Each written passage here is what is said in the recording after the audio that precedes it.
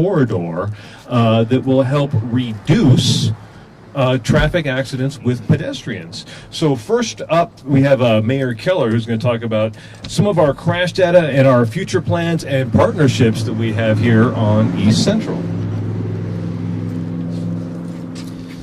Well, thanks so much and good morning. I want to welcome everyone to the International District Library. This is one of our cornerstone projects in terms of demonstration of investment in families and in this community up here in the International District. Just a little bit of background, of course, this used to be, it was a dance hall, Caravan East. And so, where even my parents actually used to go before they were married. Anyway, this place here is a massive statement in this community that we are not going to give up in the International District. In fact, it's the opposite. We are investing, in many ways more so here than anywhere else, because this is where it needs it. This community has been neglected for decades, and we've been working very hard over the past several years to try and reverse that trend. Behind you, you see what is going to be a park and a retention pond. Excuse me. To our south, we have a brand new substation, the filter cone substation that is being built. We also have the head of the ACS department, the headquarters of the ACS department that is also being built in the International District. We also have an $8 million investment in Filter Cone Park. We finished a renovation of Wilson Park, and we're also fully renovating the Loma Linda Community Center. And we built a brand new community center just up the street in Singing Arrow. We've also repaved almost every neighborhood in the International District, and we've added hundreds of new lights for safety. And we also added some things that are relevant to our specific topic today. These medians literally didn't exist. I think it was about 4 years ago when we finished those. Now, there is much, much more to do up here in East Route 66. And today we are going to focus on what unfortunately has become an increasingly dangerous problem, which is pedestrian safety. And so just so folks are aware of how acute and how real this is, 7 people have already lost their lives crossing the street between Louisiana and Eubank on Central. That's this year. We're not even through February. Our chief's going to talk about this, but the run rate on this is alarming. That means 80 people will literally lose their life crossing this street. So we are doing what we can to drastically try and turn around that trend.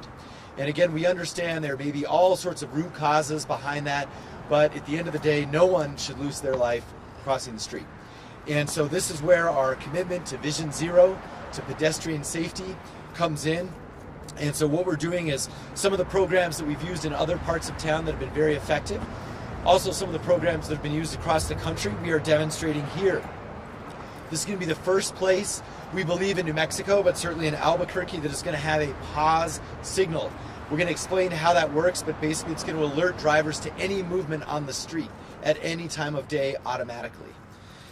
We also know that we have to educate folks, regardless of their situation, whether it's a family or whether it's somebody who might be even unhoused, to be very careful when you're crossing this street because of those statistics that I shared with you. We also know that these medians provide, from a pedestrian safety perspective, essentially a refuge when crossing the street. So it's actually really important to cross with a median. These sound like really basic things, but I want to remind you, for 7 people this year, not understanding those things have cost them their life. So we're also continuing to look at the lighting situation here, and so we're going to add much more lighting with respect to the park that's behind you, but even this library, as you can see, there is all sorts of lighting all around this particular piece. And we also know we've got to continue to deal with what's happening just right up the street at Adams Market. And I know, we're I think next week we're going to give a full update on that particular street, which is just a couple of blocks away. But today we're going to focus on this area right here around the International District Library. So with that, we're going to use a combination of education, of enforcement, of environmental design, and basic ways in terms of crossing and traveling and going across what is our historic Route 66 in a safe way. So with more on this, we're going to dive into some of the details. Dan, you want to, or I'll just hand it off to our Chief of Police next. Thanks. Thank you, Mayor. Thank you, everybody, for being here this morning. And, a lot of people may talk about and ask the question, why is pedestrian safety so important? We have Violent crime has spiked over the past few years after COVID. We've had numerous issues with narcotics along Central and the unhoused, and we continue to work on all these topics. But like Mayor stated, last year in 2023 we had 34 pedestrian fatalities. The year before that, 29. So that an increase of about 5 pedestrian fatalities. This year we are on pace for 84 pedestrian fatalities in the city of Albuquerque, which would double the amount from last year. So we know that we have to make changes, and we also have to recognize and remember that there are different things that impact communities, and sometimes it's the matter of fact is that you have dual victims, and this is one of those circumstances where you have dual victims. You have the individual who is struck by the car, but you have the driver of the car who a lot of time is not at fault for the accident, who also has to live with what has occurred. And I think it's especially important that we view that these are 80 lives. That almost matches the number of homicides, just below the number of homicides we had last year. So it is a very serious issue. It not only takes its toll on the community and the individuals involved in these accidents, but also takes its toll on our officers who are out there investigating these horrific crimes, our crime scene specialists who have to process these crimes, and the field officers who first get there, our paramedics who have to sometimes give life-saving measures or try to deal with these individuals to save their lives. So it impacts a lot of people in a variety of ways. This isn't just about enforcement, and the first thing I want to say is last year we had a record year, 78,000 traffic citations. This is going to reduce that number because we are not going to be able to give as many traffic citations, given that our officers are going to be out here from the traffic unit trying to prevent pedestrians from getting hit. It's going to be a lot of education, talking to individuals, and working with our community partners to try to clear up the roadways. So I want to thank Sergeant Burton, who will be speaking later, for all of his hard work. He did a lot of the planning on this, and our traffic division for all of their continued work. The professional staff, we've developed a professional staff that handles our traffic fatalities, and it includes these. And this is just a team effort on the traffic side to try to help the Southeast Area Command reduce the loss of life. And like I stated earlier, the loss of life that we're on the pace of right now is very similar to the loss of life from our homicides last year. And we have to do everything we can to reduce that number by the end of the year. So let's hope that we're on pace for 84. Let's hope that by the end of the year, this operation will ensure that that number came in lower than 84. Thank you.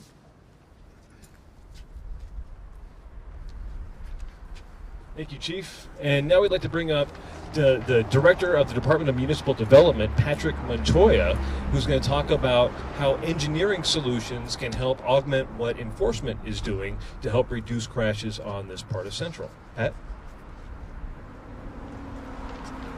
Good morning, and thank you, Dan, for the introduction. I just want to address very briefly some of the issues that we're addressing and working with. We partner very closely with APD and with AFR as well in order to make our streets much safer for the officers to be able to patrol and enforce the laws that are on the books, and safer for pedestrians and the motoring public to make sure that pedestrians are protected and the motorists are protected as they're driving our streets. One of the things I wanted to mention first is we're talking a little bit about the hawk signals, and those are signals that have been placed throughout the central corridor. Behind me is a hawk signal, and if you look to the east, a second one that we installed within the last year and a half. That has really helped pedestrians cross a busy central corridor. And basically what that does is as the person approaches the signal, they activate with the button. That actually starts the flashing of the signal itself, which allows the pedestrian to cross with enough time to get from the south side to the north side of Central. We have more of those planned. We've got a couple on Louisiana, one close to Gibson, another one further in the Northeast Heights. So it's a new technology that we're using to make sure that people have enough time to get from one side to the other. The other big one that we're installing, and it's ready to be activated, is that as we get ready to open the Gateway Center, we know that there's a need for individuals to cross Gibson as they're coming down San Mateo or San Pedro. That is the next location for a hawk signal to be installed. Mayor mentioned pause, and this is an example of what pause is. We had a contest within the department to see what we would name this this equipment, and it really stands for Pedestrian Activated Warning System. And our traffic engineer came up with the idea. He was on a drive up to Durango and saw it on 550. This system is actually used to protect wildlife as they cross 550 in the Farmington, Durango area. So Tim thought, well, let's just, what is it that we can do that actually makes it easier for the motoring public to see a pedestrian when they're crossing? There are no buttons on this, and we'll explain it a little bit later. But basically what it is, if someone steps out of the curb without pushing the button, this signal starts to flash to advise the motorist someone is stepping out of the curb without a designated crossing. We're going to test it, see how it works, and if we're happy with it, we'll install it throughout the city. In addition to that, we've got additional lighting, as the mayor mentioned. We do have a federal project that we hope to start by midsummer, which will increase the amount of lights that we have on Central. We're going to start from Eubank, working our way up to Tramway. Once that project is complete, then we'll work our way west up to Wyoming and Louisiana. We also just invested about $1.5 million on West Central, from Unser all the way up to 98th Street. We added additional lights on the south side of Central. We now have lights on both sides, north and south. That is fabulous. At night, it just really lights up considerably. And then I think the last thing that we want to talk about, and we'll talk about it a little bit in our Vision Zero report, but we're looking at creating more median refuges for individuals as they cross Central. So right now, at some of our crosswalks, there isn't a place for someone to stop if a car is coming down. We're looking at how we engineer those so that we don't impact the way traffic moves, but we want to make sure that the pedestrian is protected. So if they come, across 3 lanes of traffic, they have a place to stop and rest before they get to the other end. So we've got more to come, but I think those are 4 important things to highlight that as we move forward. We know that this is a deadly stretch for Albuquerque, all the way from Louisiana up to Watsabo. And then the last thing I mentioned, that it's quite interesting because I'm a member of the Metropolitan Transportation Board, and just on Friday through Mr. Cog, we had a full discussion about fatalities, and it's now becoming a regional problem. We had, the mayor from Las Lunas, the mayor from Corrales, we have the mayor from Rio Rancho, and those communities, those small communities, just as Albuquerque is experiencing, are starting to see fatalities or near misses or injuries to pedestrians in those very rural communities. So it's a problem in Albuquerque, but it is a problem within the region. So with that, after the press conference, we're available to answer any questions that you have. Yeah?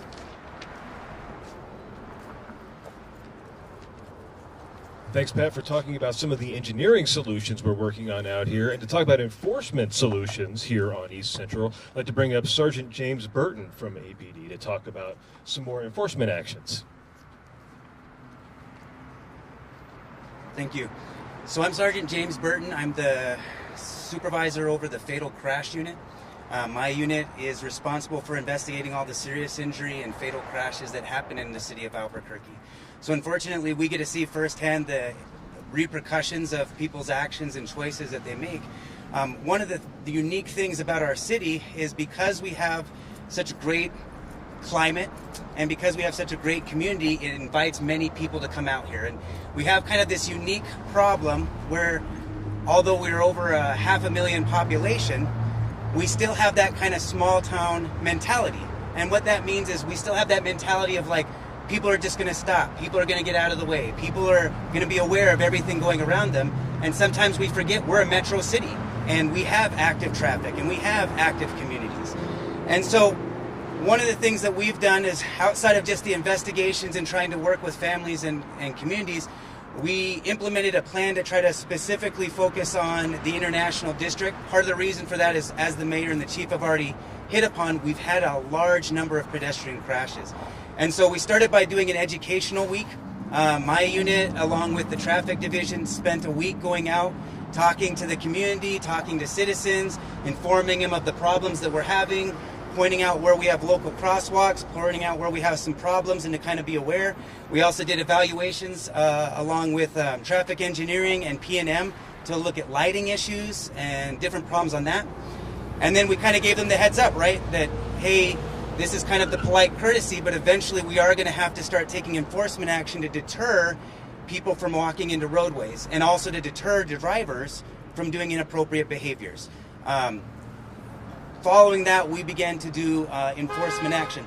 And I'll be very honest, we've had it on both sides. So I've had situations where my officers have literally stopped an individual who's walking in the middle of the roadway only to watch 2 or 3 other individuals walk right across the street in front of them. And they're waving them back and saying, hey, come back over here, let's talk.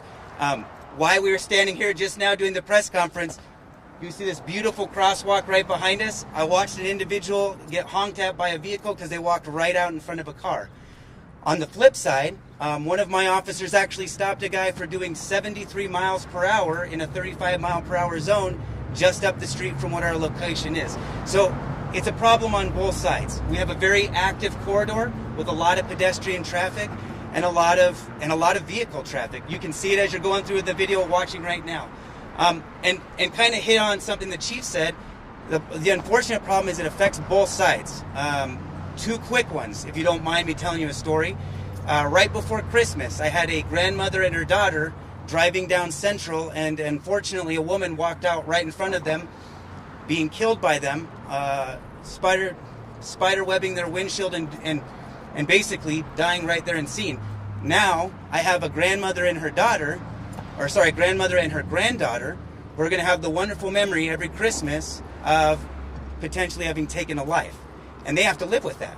And whether it was their fault or not, in this case it wasn't, but whether it was their fault or not, they have to live with that trauma.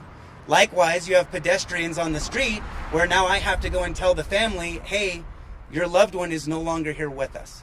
And my team has to do this on a regular basis, and I will tell you, no matter how many times I do it, it never gets easier to have to tell somebody, your loved one who just left this morning, you just talked to, is no longer with us. And so we are lucky. As the mayor said, we have this lucky opportunity that the mayor has been very supportive of making sure that all of our divisions are able to come together. We've had incredible support from municipal development, specifically traffic engineering, and all that, traffic engineering and specifically Vision Zero. That we've had this great partnership where we're trying to come at this from every angle. For our side, we're going to be doing a safety operation, a pedestrian safety operation for the entire month of March. It's a collaboration between the field, traffic, my fatal team, horses as you see behind us, open space, tactical, and any other division open space. Any other division that we can get a part of it, that we can go out both educating and enforcing where needed to ensure that we're keeping people safe. Along with that, and I'll turn this part over to Jennifer and for them, Vision Zero has been a big part of this, and I'll let them talk more about their portion of it.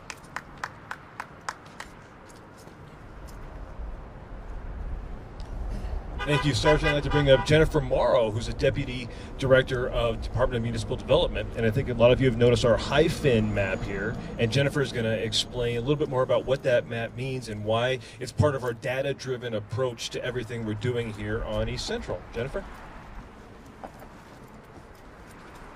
Thanks, Dan.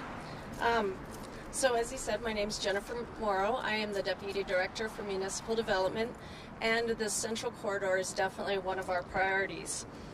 We do have a committee currently with APD. We have James Burton on the committee, as well as our Vision Zero and our Traffic Engineering Department. And this committee looks at every fatality in the city of Albuquerque. We look at what caused the fatality. Was it because of speeding? Maybe alcohol was involved or texting. And then we start evaluating what can we do to prevent a similar accident happening in the future. Can we do a road diet? Can we restripe the road a little bit? Maybe change the timing on the signals to make it more efficient and effective. As Dan had stated, this corridor is part of our HFIN, our High Fatality and Injury Network. We have data throughout the city that defines which are our most dangerous corridors. The Central crossing, we have a pedestrian that crosses Central every 2 minutes. That's a lot of pedestrian crossings, and unfortunately, several of these people get hit by a car. So we are continuing to look at means and methods to prevent these accidents. As mentioned before, we have this new pause system that we are implementing. The pause system will use AI technology with our camera system, and it will identify pedestrians, start a warning signal for the motorists, and make them aware that there's a pedestrian in the roadway. I don't know if you know much about our Vision Zero program, but that is core to this movement forward to make it safer here in the city of Albuquerque. Vision Zero was implemented in 2019. The goal of Vision Zero is to prevent any fatal accidents and injuries by the year 2040. That is a lofty goal. We realize that, and we continue to look at engineering solutions, innovative solutions such as PAWS, to make that goal a reality for us. Thank you.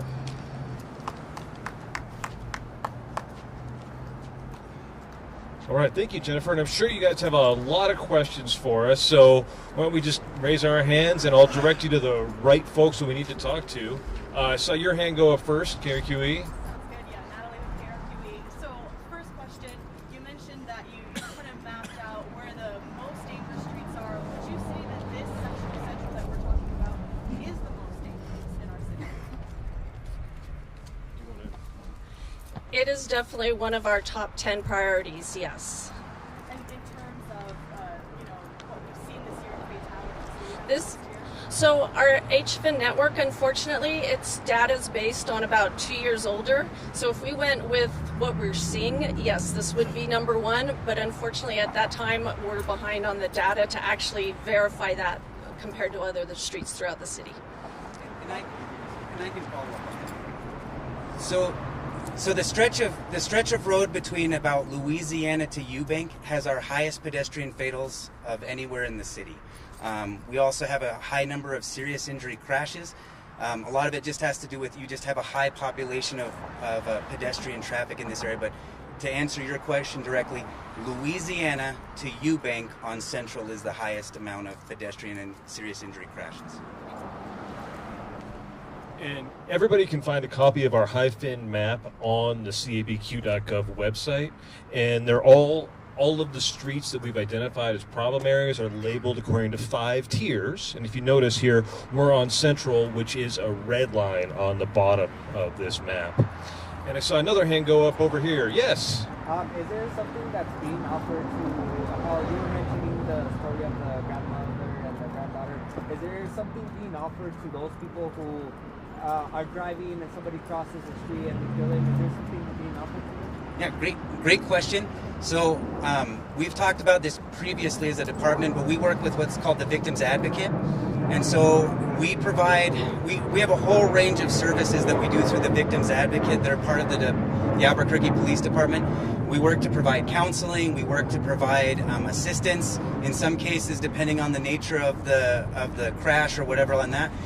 In some cases we even provide financial aid to help with in costs of hospital bills for injuries, or even in some cases we just had one where we were helping the family. They were out of town on funeral expenses because the deceased lived here but the family did not. So we have a very different approach as a city and as a police department, that it's not just about enforcement, it's also about helping the families to recover and rebuild lives after such a tragic incident. So we're kind of with them from the minute we get involved. We're with them all the way up until they're kind of safely taken care of and resolved, and that might be years. And just to clarify, is that for the victim's family or the people who are driving, or is it for both? We try to assist both sides. Where possible, and where obviously I can't force anybody, but where possible and where appropriate, we try to assist both sides involved in these crashes, because we recognize again how traumatic it is for both sides of the party. So this has to do with more of the enforcement side. You mentioned sort of a multi-pronged approach, it sounds like, with traffic, people speeding, but as well those folks that are walking and maybe jaywalking, it sounds like. Yes. Was there any thought, or will there be any enforcement of folks maybe camping,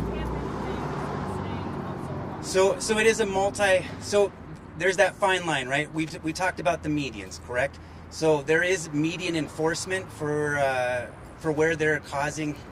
I want to be real cautious on this, because the median is one of those things. It's a two-prong, right? Where it's protecting pedestrians from crossing, we want to keep that available to them. But where it's causing traffic to have more issues, yes, absolutely, we're going to enforce that, because what we don't want is citizens or people taking advantage of something that we're using there as a safety feature to then cause more traffic conditions that could potentially hurt somebody. So where Where that's the task, yes, we will be forcing some of those actions. But the whole purpose behind it, again, is one, to continue the flow of traffic in a safe, conducive manner, and to protect those people that are most vulnerable because they're on the road. You know, I think it's really important to add into the pedestrian safety part, especially the medians, that we do have a process that our officers have to follow, and that's where the educational portion comes in, because we do give initial warning to individuals for them to leave. That's part of our agreement on how we're going to enforce that law and the ordinance, and then officers can come back and give a citation at a later time if the person refuses to cooperate. And quick follow-up, are you going to be, you mentioned pedestrian safety month in March, are you going to be putting additional police out here during this time in this stretch? Yes, this stretch will have additional, and you got to remember, we still have our central operation that's occurring every other week. So we haven't stopped putting resources on central. We're just going to focus them a little bit more on the pedestrian side also and get a wider view. And like I've always said, time will tell how we continue with these operations. I anticipate that another issue will arise or something else will happen, and we may have to divert resources, or this will continue and we'll leave resources doing the same operation. I see you over there too. KUNM? Yeah, KUNM. Can we talk about the size of the investment that we're looking at here and where it's coming from? I know City of Albuquerque voters approved the traffic and safety bond. Is this related? Is this that funding? Some of these engineering projects? I think Director Montoya can talk to the cost aspect of this. And if you could just repeat the question, I didn't catch all of it. How much does this cost? Where's it coming from? So there's a variety of sources that we use for Hawk signals. Our signals is pause activated. So we use general obligation bonds. So every 2 years, we prepare a package within DMD that addresses intersections and streets throughout the city. So we have funding in there that we use for installing, improving, adding features to what we currently have. We also use federal dollars. So we have grants from the federal government, $3 million on the west side, $3 million on the east side over a 3-year period. So we use that as a funding source as well. The pedestrian lighting on the west side was federally funded. The pedestrian lighting from our next project from Eubank up to Tramway is federally funded. And then of course we have to thank the legislature and the governor, because there are earmarks that come out of the legislative session. So that, in conjunction with the mayor and the executive team, when we're short a few dollars, we scrounge around to see where we can find them. But it's all it's public dollars that we use in order to make all of these improvements. While you're up there, the pause system sounds like you're repurposing some technology that was used for wildlife. Is this a unique use for this? Are you kind of the first ones to do this, or are I'll let Jennifer will address that, because this was created within one of her divisions. So we're excited about it. We're just unveiling it today, but I'll let her give you the details. Hi. Yes, that's exactly what it was. Is our traffic engineer was looking for solutions. The pause system's going to go in at the intersection of Louisiana and Central, where we have the largest problem with pedestrian crossings. And when he saw the wildlife crossing and with those flashing yellow beacons, he thought, would this work to let people know that there are pedestrians entering the roadway? So he contacted the company and asked them if their AI could be reprogrammed from wildlife to actual pedestrians that would get into the roadway. And they said, yeah, they could use AI and use it to identify people entering the roadway. And then it'll trigger those beacons to have a flashing yellow light so traffic can slow and be aware that there's a person in the roadway. Is that getting turned on today? No. We are still in the design phase. We're hoping to have that installed maybe this summer. And we are the first in the nation to try to figure this out with AI and pedestrians. We got time for one more question, but I think a lot of our folks will be sticking around. But one more question, and then we'll wrap it up for today. With the central corridor operation, the encampments being cleaned up and stuff, are there any concern that people having to, if a lot of them aren't taking shelter, is there any concern that people having to move as their encampments clean to another place? Any concern that is leading to more people having to cross central and move around and beyond? You know, I'm sure that we are moving individuals around. They move, but people typically move all day, and that's one of the things we found is it's not like we generally have encampments where people just stay there all day. The problem is we have an excessive amount of people on foot stepping into the roadways, and this operation is just another prong into our approach in cleaning up Central and ensuring that individuals are following cross signals. So right now we have no data that shows that, but I would say that we probably do cause people to move when we move stuff, but generally we see they move to the lot next door. And I mean, I think time and time again, you could look back and every time we cleared, for example, Coronado Park, they moved down to the open lot next to Coronado. So I don't think this is causing people to move great distances, but I don't know if there's ever been a study that we're going to be able to pin numbers to or data to at this point. Just none of those fatalities have been a result of that. Well, thank you all for coming, and folks are going to be sticking around if you have independent questions. I think we'll wrap it up there, and again, you can find copies of the Hyphen map on our website, and it shows all of our priority streets, the ones that we are really looking forward to using a lot of this technology on. Thank you very much.